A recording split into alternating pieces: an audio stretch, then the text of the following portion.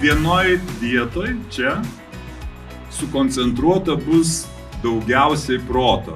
Protas tas, kuris pavers tam tikrus sprendinius mašinomis, kurios gamins mašinas.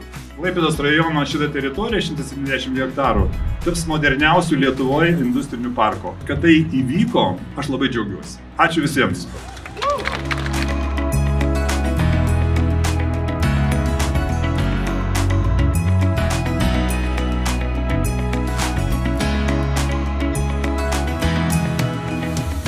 Mes Lietuva nesam, nebebūsim jau pigios darbo jėgos šalimi.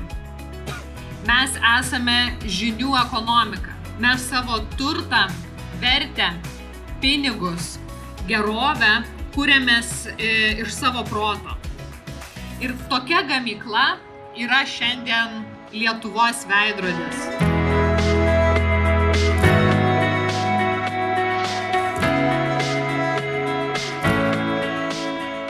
Čia yra pramonės ateitis, kuri yra kuriama jau šiandien.